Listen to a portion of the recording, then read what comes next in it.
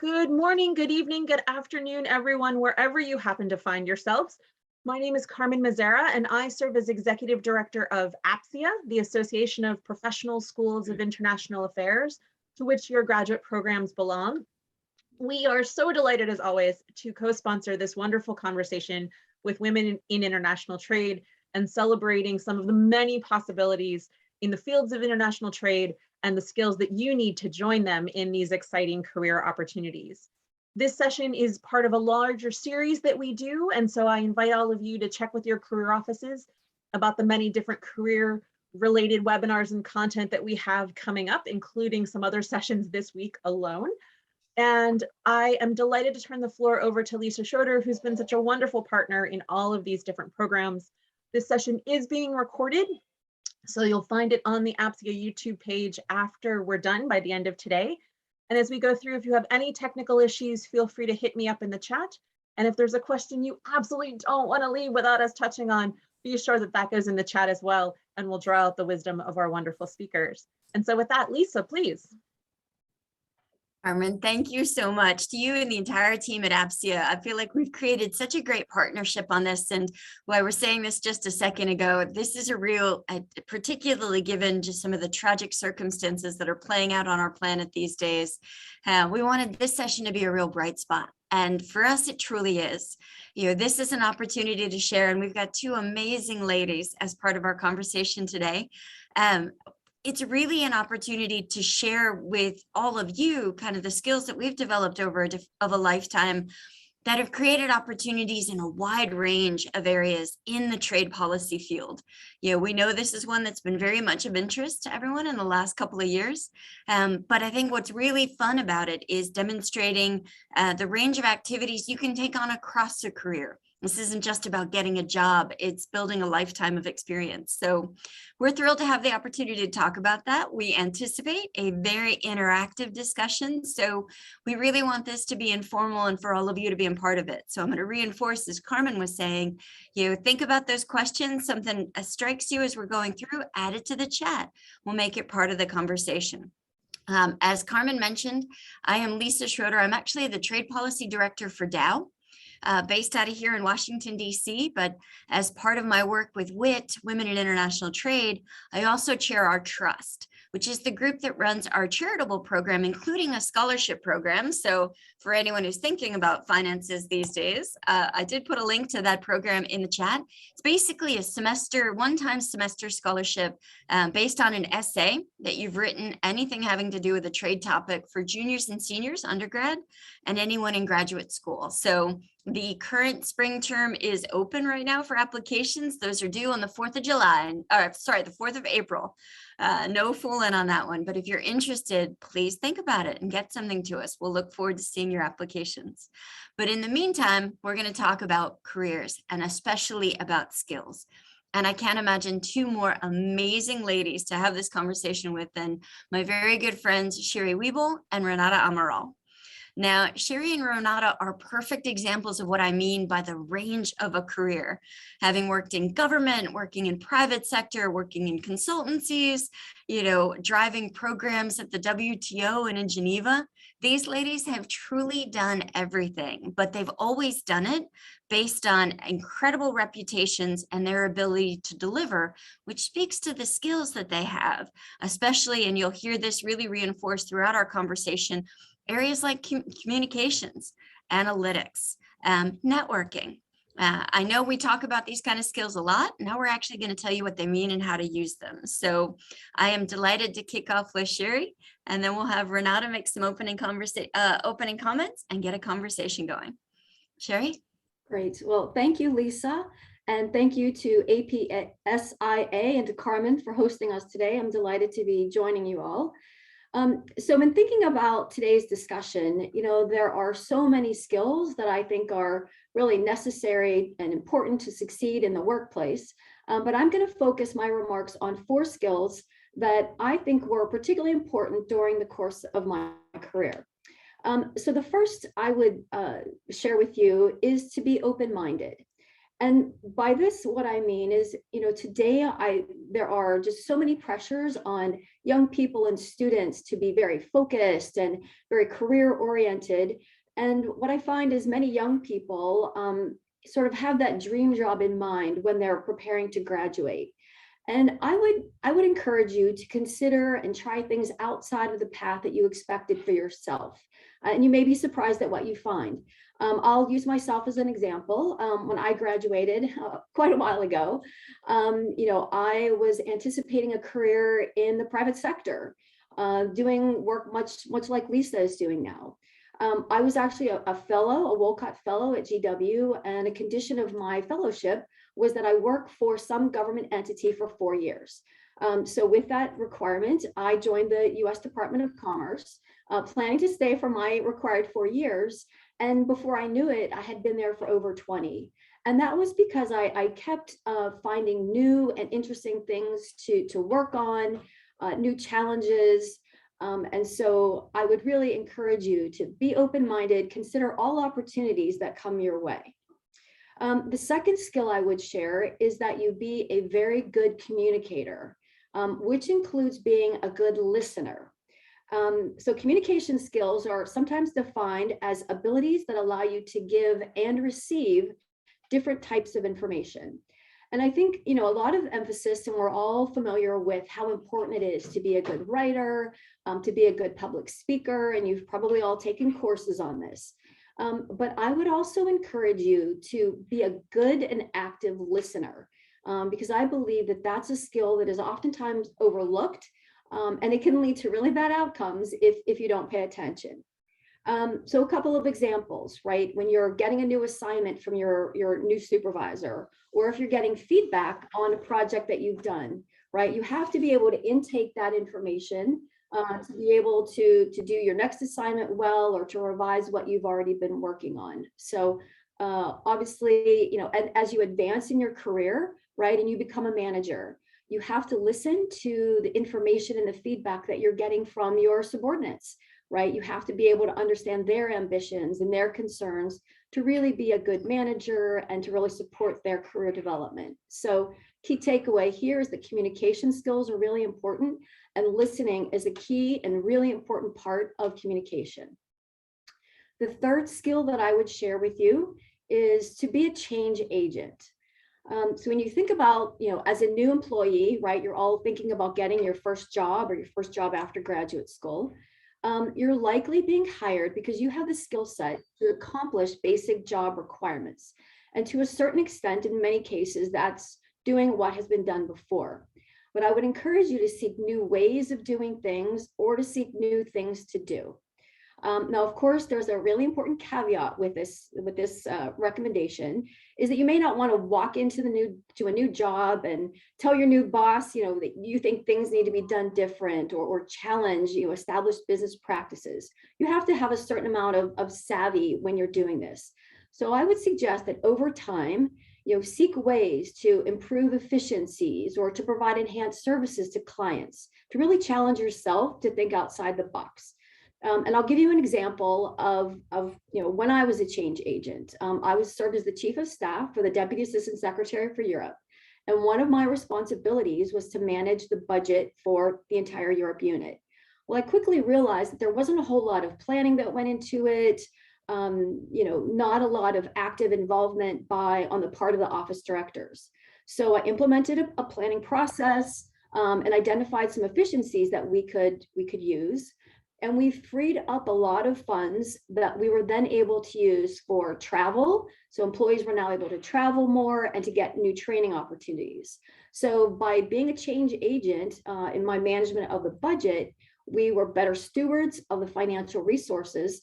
And I also was able to improve employee morale. So the takeaway here, I would say, is if it's done in a very thoughtful, deliberative manner, being a change agent can be really beneficial to your company and, of course, to your career as well. And then the fourth skill that I would share with you today is to really define success in your own terms, right? You're all in graduate school, so you're all very driven, very ambitious, which is great. And at the outset of your career, you may have goals in mind of, certain positions that you aspire to attain, things that you want to achieve. And so you're going to have to make some hard decisions. You'll have to decide how hard you're willing to work to achieve those things that you've set out for yourself. And oftentimes there may be trade-offs that you have to make between your personal and professional lives. And that's fine. That's expected. And I would also share with you that you should recognize that over time, your goals may change. It's part of life, and that's very normal. From my experience, at one point in my career, I decided that I wanted to be a Foreign Service officer for the State Department. I started studying for the Foreign Service exam, and I was bound to and determined to live in exotic places around the world and be an officer. And then I met this great guy, and it didn't take too long for my career aspirations to change, and my definition of success changed. And it now all of a sudden included being a great stepmom to his children. So I would just, remind you that success is different for everyone. You should define your own success and know that it may very well change over time. So those are the skills that I wanted to share with you all today. I hope that they resonate with you. And I'll now turn it over to Renata. So thank you. Thank you very much, Cherie, Lisa, and Carmen for the invitation to be here. I've done quite a few sessions on this, on skills with Lisa, and it's always a very good part of my day when we do it. So maybe I will complement what Cherie just mentioned, because I thought that the 4 skills that you organized and mentioned are really key to the process of growing. I think one thing that from the last part, defining success in your own terms, that's really, really important, because it does changes over time, and you have to be open to that change. For example, I always wanted to work at the WTO. It never happened. I did the selection process at least several times, but at least 2 times I was shortlisted. I was second place, and I was so frustrated. Time has passed. I became an attorney. I have still disputes going on at the WTO. I've been at the WTO a lot for the past few years in a different capacity that I never thought it would happen. It was not my dream at all, but life changes. So I think defining and redefining success in your own terms is really, really important over time. And also, together with that, learn to deal with frustration, because you're not going to get everything you want. And maybe that's the best thing that can happen. I know you have heard this before, but it's true. You never know. And I think only time can tell you that something was not the right place for you. Some position was not right, but you need patience. That's my second recommendation: patience. Deal well with frustration. Keep networking. I think that's something that I learned very, very well with Lisa when I got here in DC more than 3 years ago. I think she was a great mentor. She is still a great mentor, and she's a master of networking. And I never knew before how that is important. I created a network of women in 2017 that it's global now. But honestly, I didn't have any idea how networking is important. I have always read texts about networking, watched interviews, but doing it yourself and in your own terms, it's really important. So find your way of networking with people, of interacting with people you admire, people that maybe you can be a help for, but keep networking, because this trade world is really, really small. And I mean small, like everybody that works in this field, and Lisa and Cherie, correct me if I'm wrong, but I think we all know each other somehow. We have seen the names of each other, people that are here in Washington, Geneva, Beijing, Brazil, where I'm from. It's a very small group. So the more you network, the more you know people, and the more people know you. It doesn't matter if you are in the the beginning of your career, starting to publish something or starting to work in the field, start networking from now, because time passes really fast. And I'm surprised to see people that worked with me, my team in Brazil when I was in Brazil. They are now at the World Economic Forum, at the WTO, at UNCTAD. They were bright students and bright interns that I had, and now they are shining around the world. And it's really a pleasure for me to publish with them now. So keep networking. People, this is a really small word, I think. The other thing that I wanted to mention, I think trade is an area that you need several skills in terms of knowledge. So law, economics, international relations, political science, it all comes together in the trade world. And especially depending on if you choose to work more with trade policy like Lisa does, or international trade law like I do. It doesn't matter. You have to have a notion of what's happening in the world. I was never a super expert in Russia or Ukraine, but the moment the war started, the sanctions started, the WTO started to have some movement there because of the war, and people start asking me about the war and to talk in the media about the war. So you have to be on top of the things that are happening in the world. And maybe Lisa can or cannot share what's happening with her company with all the war and all the mess going on right now. So we have to deal with different areas, subject areas. So keep studying. That's a very important advice. Keep humble, because you always learn every day. It doesn't matter if you are in this area for 20 years, 30 years, 40 years. Keep learning, keep reading, keeping trying to interact with people that, especially here in Washington, I guess most of the people are here in the city. This is the mecca of trade, international trade. Everybody's here. Everybody that is publishing actively, experts, bright experts, they are all here. So take advantage of this. The in-person events are back, happening again. So go to events, network, interact, study, send emails to the people you want to be connected with. And I think I'm going to stop here, Liz. Otherwise, I'll be talking for 30 minutes. Not at all. Demonstrates the power of passionate communications too. I think you guys are getting a very good sense of just how much energy and joy Renata and Cherie as well bring to this space. And I really want to reinforce, Cherie, I liked what you had said at the beginning too about being flexible, and just my own experience for anyone on the call who's studying at GW right now. As a GW grad, you a perfect example. I came down when I moved here originally, centuries ago now, to go to school. The goal was foreign service. Very similar reasons to what Cherie was just talking about. You know, I had read it in the books. It seemed really exciting, go all over the place. And I had the opportunities. One of the reasons I love GW or city schools, because you can have a lot of opportunity to experience, test drive things. I was very fortunate to take a part-time job with the American Foreign Service Association, which is basically kind of the informal labor union for the Foreign Service. And using that to meet a ton of great Foreign Service officers, when I told them about my lifelong ambition, every single one of them said, don't do it. Now, to be fair, they were not saying don't join the Foreign Service ever, but they were making a really good point. I was a young generalist scholar doing undergraduate work. Their point was to go learn something, learn a skill, learn a language, learn a region, bring something to the table.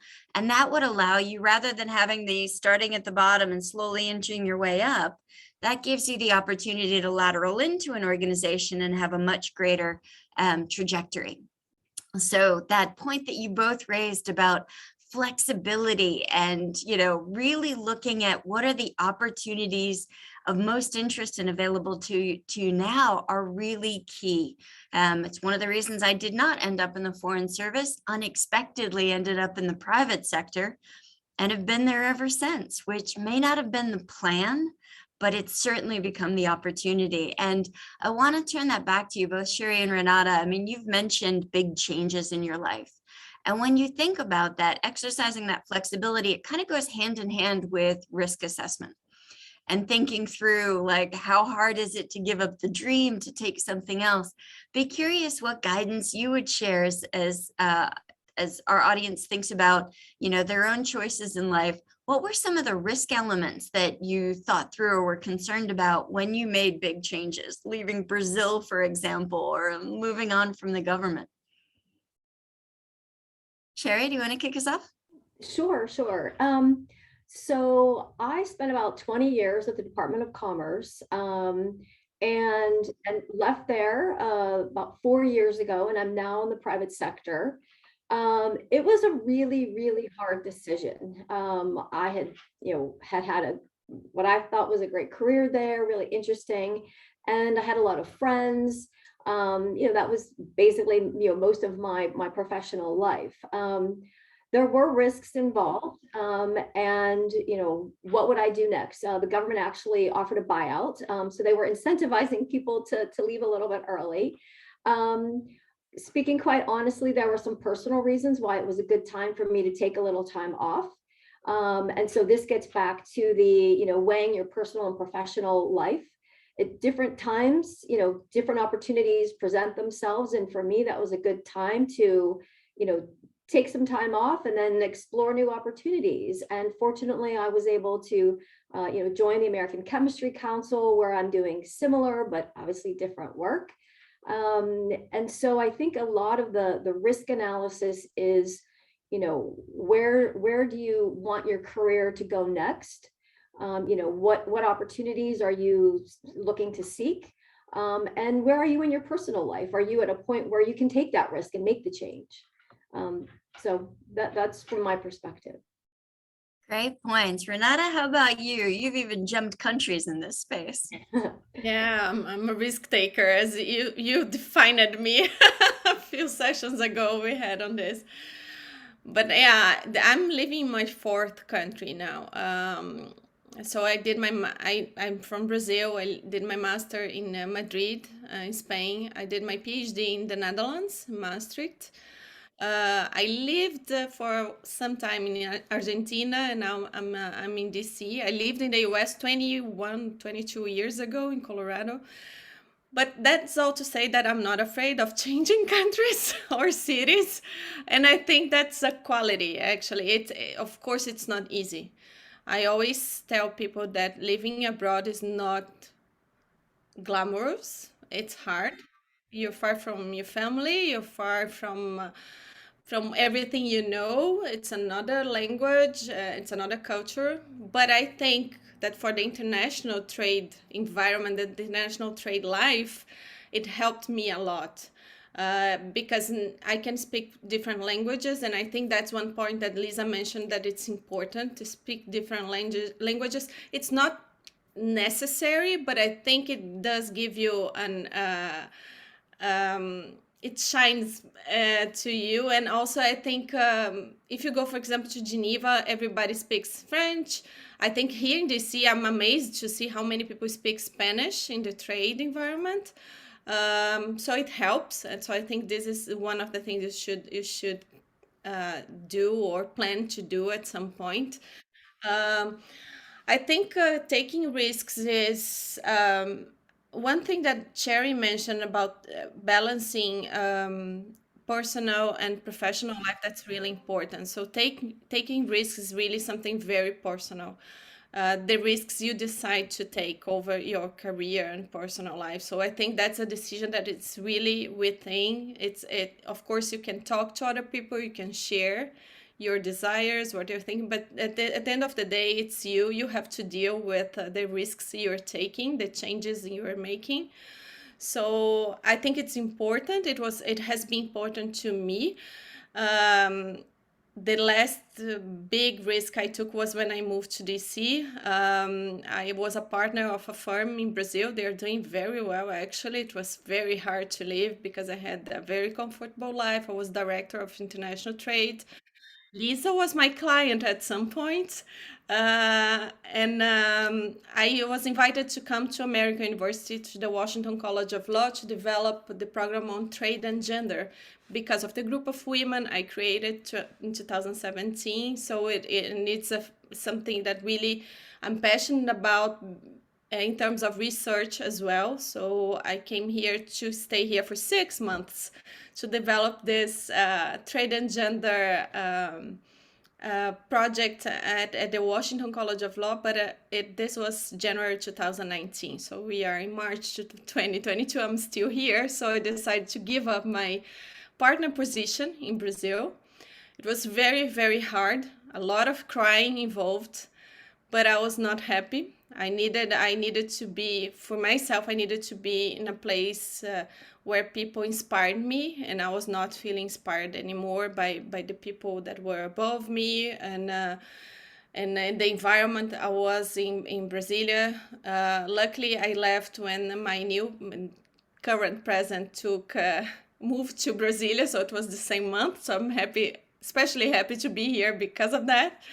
But I think it was a very, very, very personal decision. A lot of people think I'm crazy until this day, but I never been so happy with my career here. I connect with people I really admire. It is challenging because I'm not a native speaker. So in the beginning, I was really, really shy in speaking public events, and Lisa kept calling me to public events. I was like, okay, I cannot say no, but I'll go. But it was hard, it was not easy. Nowadays, I don't care anymore. I think the thing is you have to be able to communicate. I'll never be a native speaker, so don't be shy.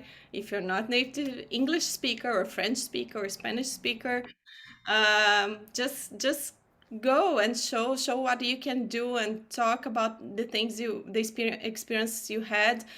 And I think taking risks is, just to conclude, is something, it's a good skill, but it's very personal. It implies challenges, personal challenges, crying sometimes, but it's worth it. I think it's worth it. So Definitely worth it. We're lucky to have you up here with us in DC, Renata.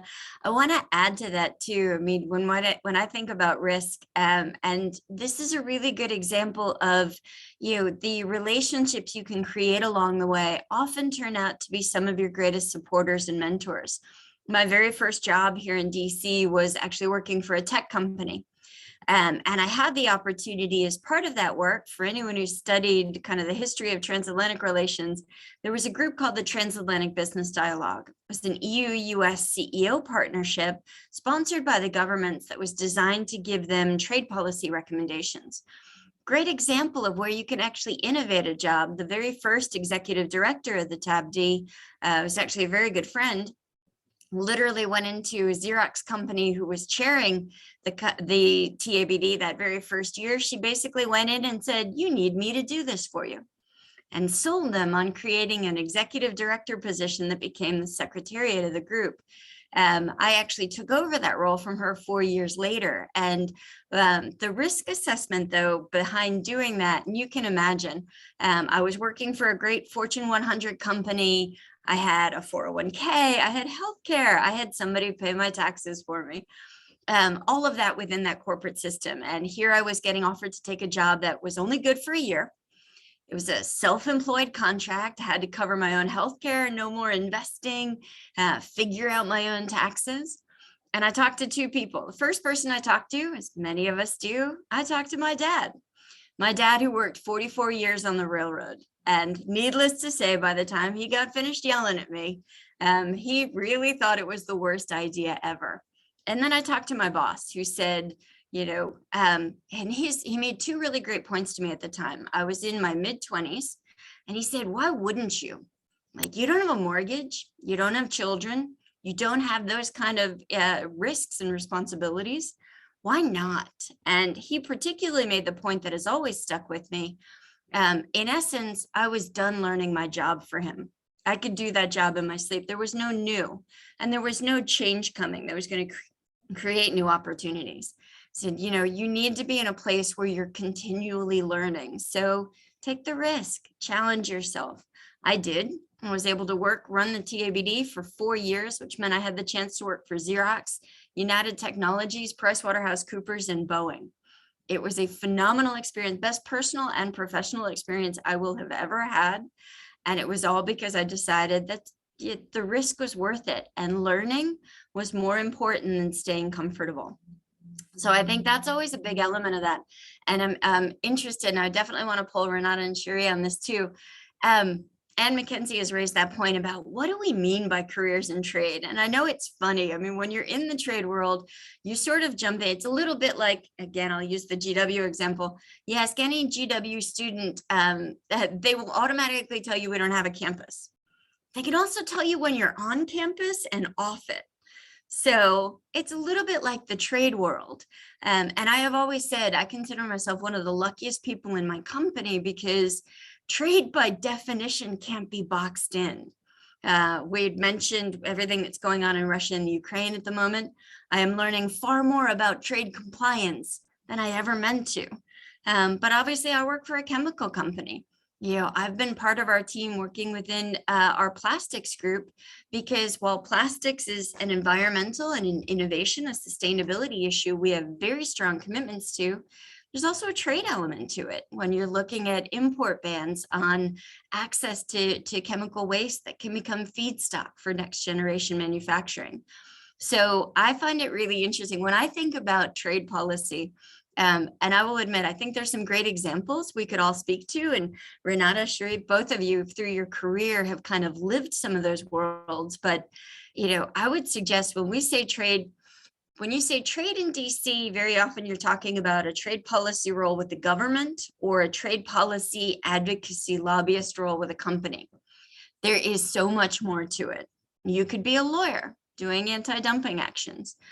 You could be a company trade policy person or a lawyer advising on investment transactions, because very often trade is the avenue by which you build relationships in emerging economies where you want to do business.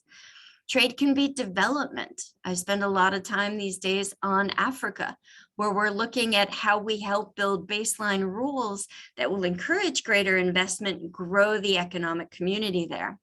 It could be trade associations and think tanks, consultancies, or professors supporting women's empowerment at the WTO. Cherie, as you think about it, what would you say are like two of the top 2 or 3 fields or trade policy tracks that have been part of your career development? All right. Well, for me, obviously, the main one has been with the US government, right? And even within the US government, there are so many different aspects of working on trade, right? I'll start at one end of the spectrum is trade promotion, right? And that's the US Foreign Commercial Service, helping companies export and do business around the world.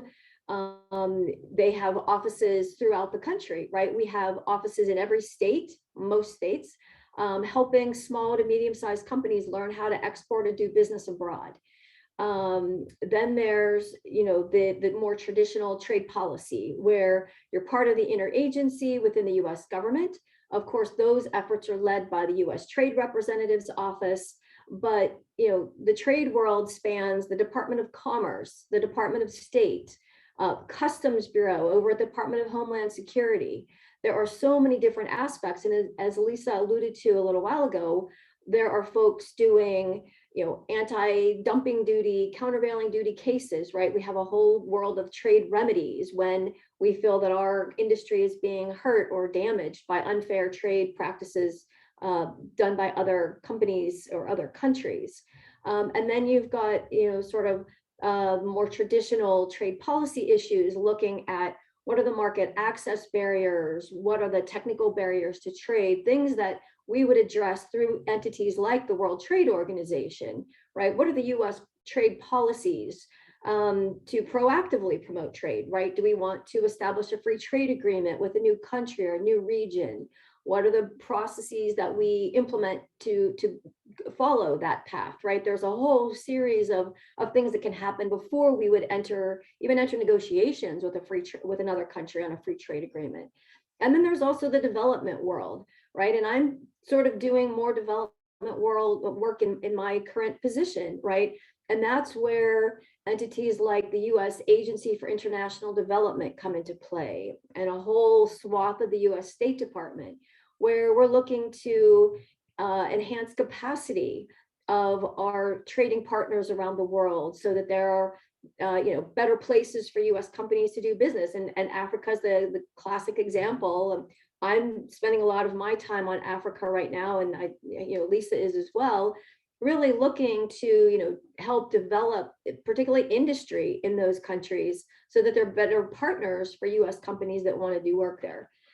In the government space, though, I would also say that there's state level opportunities as well, right? A lot of states, their economy depends very heavily on trade.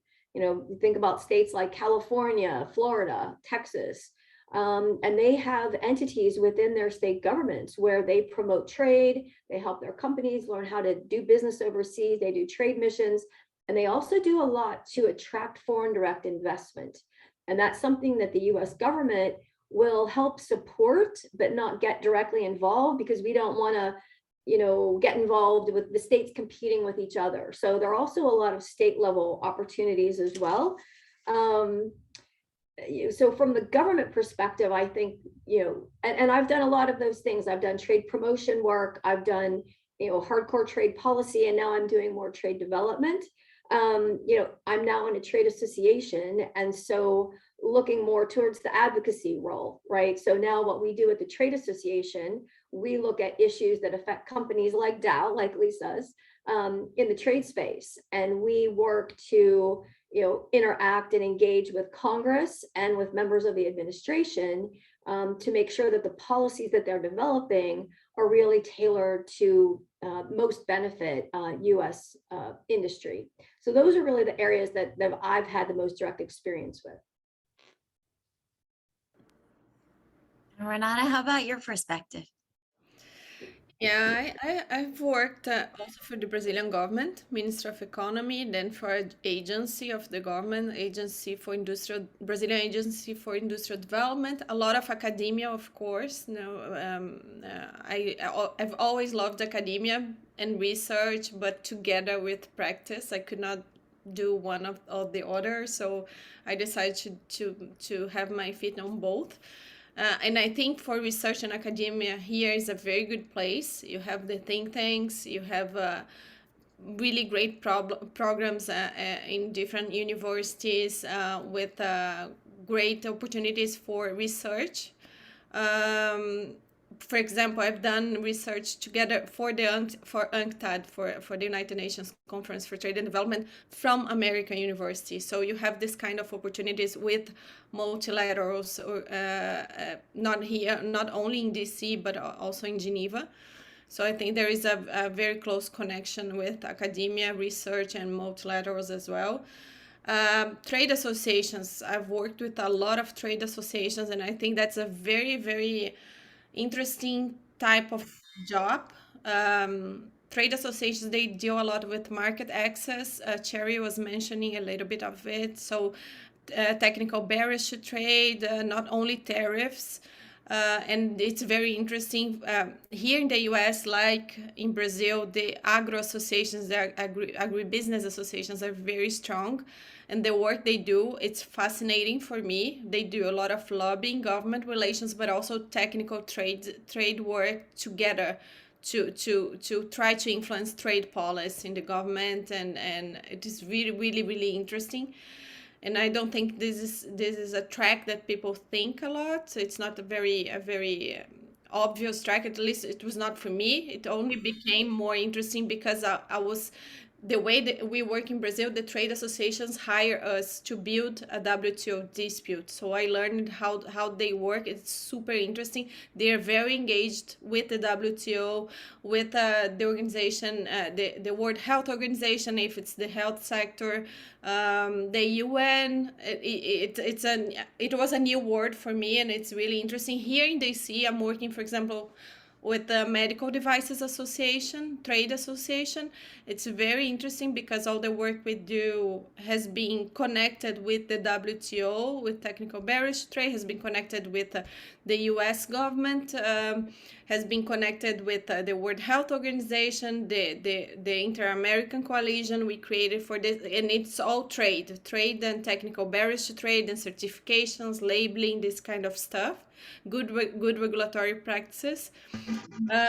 And also there is here, and also Lisa and Cherie mentioned a little bit about the law firms. If you are an international trade lawyer, you can do a lot of trade remedies cases. Not so fun, in my opinion, but they're there, and I'm myself, I'm doing one now, so I cannot complain. And the consulting firms, they do more trade policy, and there are some consultancies here in DC that are very technical on trade and connect this with government relations. It's really, really interesting. And I think that's it from my side. I think you have always to also, when I came to DC, there was all this a lot of firms, like very fancy firms and law firms and consulting firms that I was planning to work at, but at the end of the day, I became autonomous and I have my own projects, and you don't need a lot of projects to be working by yourself. You need good projects, so big projects, and it also works. So it depends. I think here is a place where you can be very creative, and there are a lot of opportunities for trade and trade policy. Mhm. And Lisa, one other thing that we haven't really touched on that I would add in, there are also regionally or country-focused associations, if you will, business groups, like the US ASEAN Business Council or the US India Strategic Partnership Forum.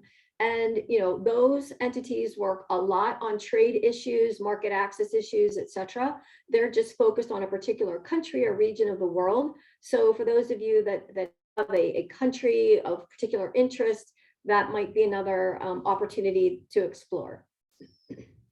Okay, I'm so glad that you just mentioned that, because the great question that we just had, one of our audience members had posted kind of speaks to, and that actually would have been one of my first reactions to that. So the question about, and I think this is a challenge for a lot of us, especially given what the world's gone through in the last 2 years, how to turn the academic career and potentially some internship experience into next steps in the career in the field that you're interested in. This case, particularly around Bhaswati is studying international trade law, but interested in getting into development.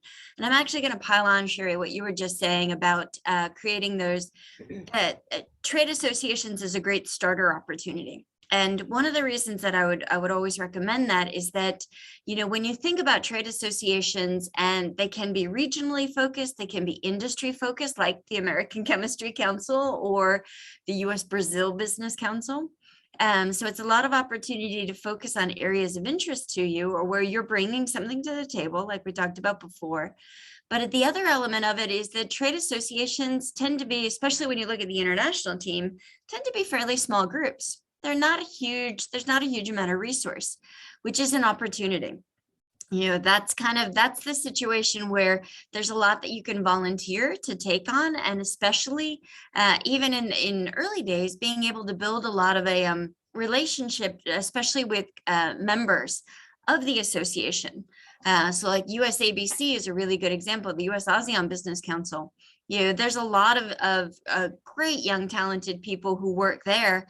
And as one of those member companies, that's very often where we start to build a relationship. It also creates an opportunity to think about who you want to bring onto the team when you have opportunities, when you have an opening, because in essence, you're getting to test drive. I know when I call that association, Cherie's always there. She's responsive, she's helpful, she does great strategy. Versus another counterpart down the hall, who's never replies, never has anything on time. You're getting a chance to get a sense of who would be a good fit, maybe into a corporate team or a government team, et cetera. I think the other element, and I want to really make sure to reinforce this, is that works both ways. when you're working for the trade association, you also get to get a sense of, oh no, Lisa's calling. It's always a crisis. They never know what they need. Everything's always an emergency. These guys don't have a plan, versus Renata calls and she's informed and organized and clear and, a great person to work with. It gives you a chance to test drive what is the culture of an organization that you might want to end up in. And I really want to reinforce that, because I think a lot of us tend to focus on, I want to have that job, or I want to work in this industry. And the reality is the culture of an organization is a huge component of being successful. I worked previously in a professional services firm, and I loved it. They were great people. It was an incredible organization. But the area I was in had no structure. There were no clear deadlines. There was no sense of like who you had to go to get things done. That for me doesn't work. I don't do well in that environment. I need a little bit more structure, which I have found clearly in a company full of manufacturers and engineers. They really like structure. So when you think about that environment of where you're going to be successful, that's really key. And especially getting to know the culture, which again goes back to reinforce areas like trade associations can be a great way of kind of test driving some of those cultures and getting a sense of where you feel like you would be most comfortable, where you have the most opportunity for success. Renata, I'll turn to you too. Other ideas around, as you think about, especially starting out and trying to break into areas like the development field, tips and tricks that have been successful for you in your life? Oh my God, my life's like this, right, Lisa?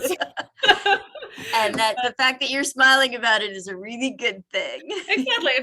I look back and I think I'm really proud that I was brave to do the things that I tried to do. But I think one thing that I wanted to mention, because I talk with a lot of students every week, and I feel some anxiety in getting to be known, in getting places, and this all requires patience. For example, Lisa, Cherie, myself, we have been in this field for a long time. The fact that you see one of us at CNN last night, you saw at CNN, doesn't happen from one day to the other. It requires time. It builds. So you have to be patient to build your career, because it takes time. I'm not saying that you don't have to try things. Try, but be patient, because things happen at the moment they need to happen, when you are ready for it.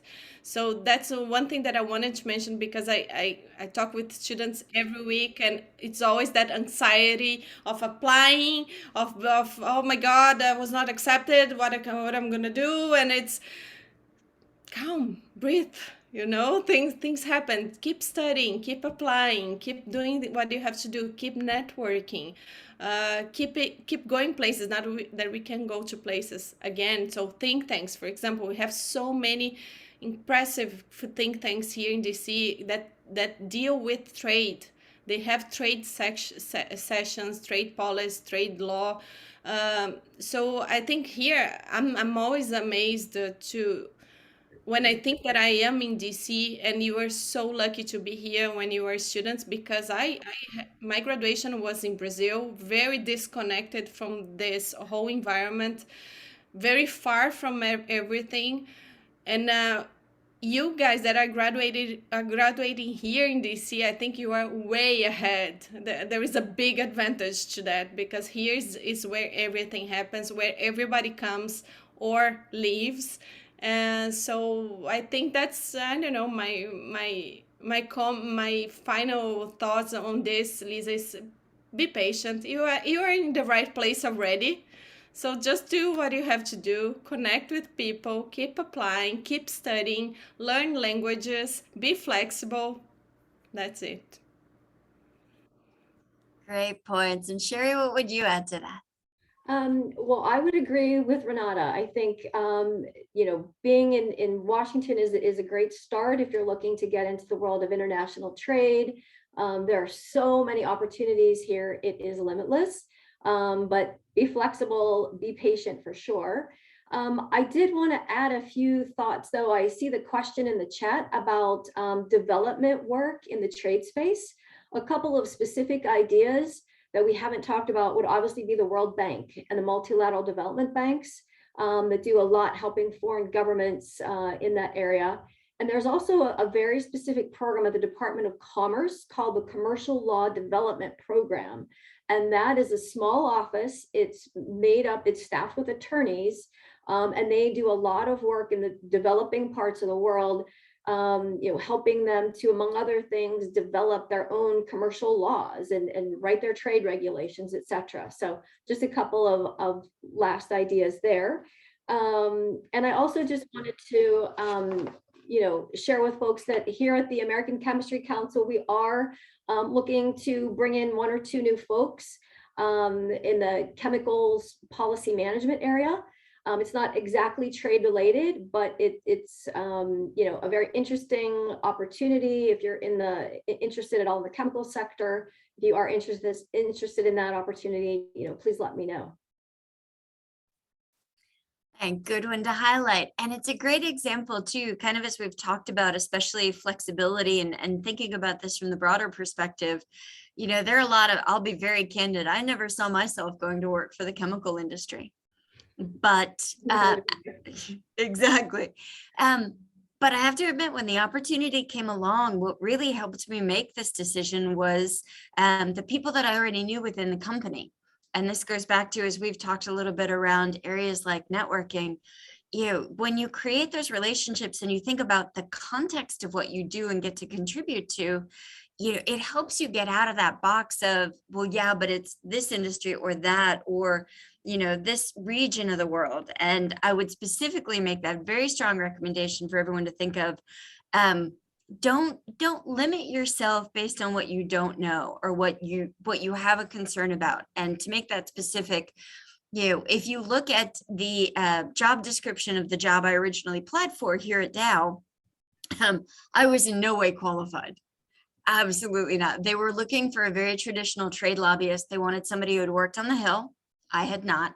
They wanted somebody who had a lot of Hill relationships. I had none. And yet, because from a personality standpoint, reputation, and the fact that what they really were looking for was someone to bring an expertise to the team to build this job, not just fill out those requirements on paper, I was lucky enough to be the successful candidate, took the job, and I've been here ever since. So don't talk yourself out of going for something simply because you might have a concern, you might be a little bit afraid, or just you don't match the piece of paper. If nothing else, you've created some really good experience for yourself.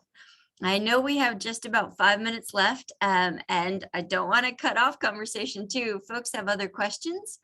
I think we've seen one coming in about, as we were talking about with the trade associations, I think for mid-career or management tracks, these are good examples of how to make a transition into maybe a different area. And I have to say, we've seen a lot of this in WIIT as well, where I think mid-career professionals are looking for ways to make that change. And Cherie, you were a great example, kind of coming out of government and now looking to take all that experience into an entirely different world.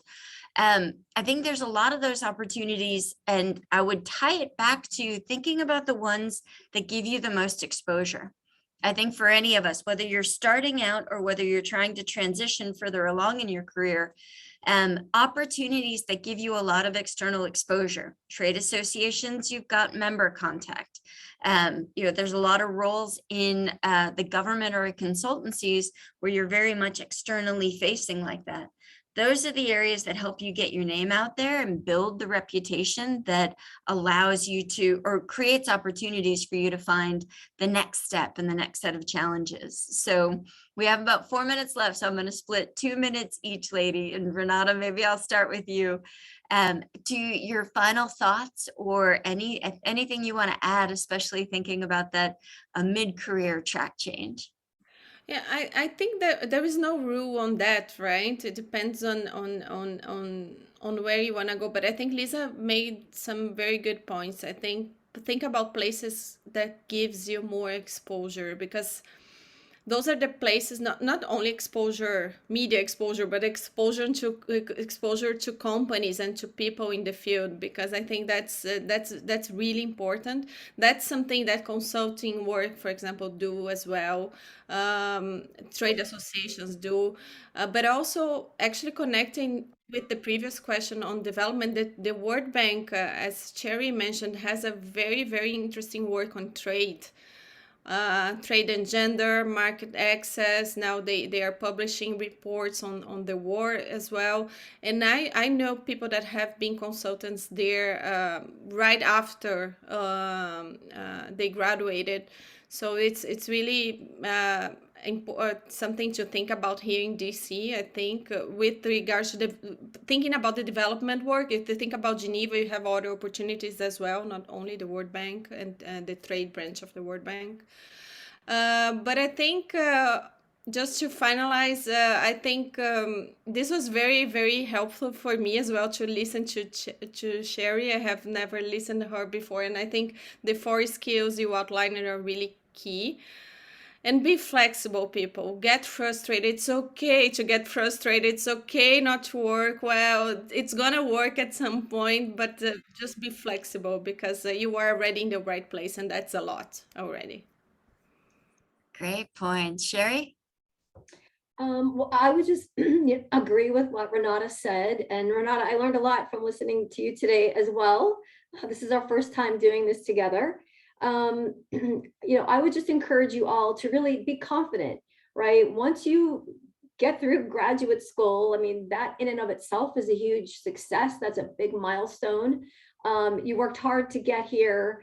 And so be confident, be bold, go for those opportunities, as Lisa said. Even if you don't maybe meet all the requirements on the paper that they've outlined, go for it. If it's something that you think you would be interested in doing and that you could be passionate about, go for it. Because I too have applied for jobs where I really didn't think I had a chance, and you get the interview and sometimes you do get that job. So, take those risks measured, based on your own circumstances, but enjoy it. I mean, I think I can speak for Lisa, for Renata, and I that, we've all had careers in international trade, and it's fascinating work.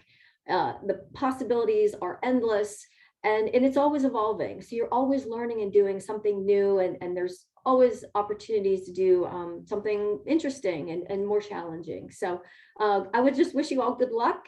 And yes, it'll be interesting to hear how your careers all play out in the years to come. So appreciate that. And thanks to you both. I mean, Cherie, Renata, you both have been so great about really opening up the window on, again, not just how to get a job, but really how to think about building a career, which I think is a fantastic opportunity. We were honored to get a chance to talk with you guys and share some of these stories and skills.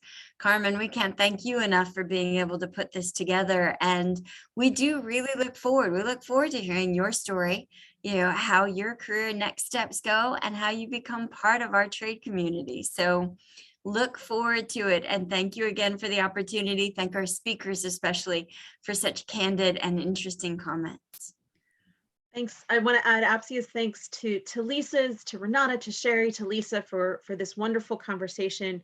I particularly loved how you all challenged us not just to think about a sector like the government or the private sector, but the ecosystem around something and how all of it interrelates, whether it's a government's decision like MCC to strike a deal with Nepal that now opens up all of this whole other set of opportunities here and there, to those key skills that Cherie unpacked. And Renata, I will say challenge accepted to be as brave and as flexible as you and just go move abroad and explore new places.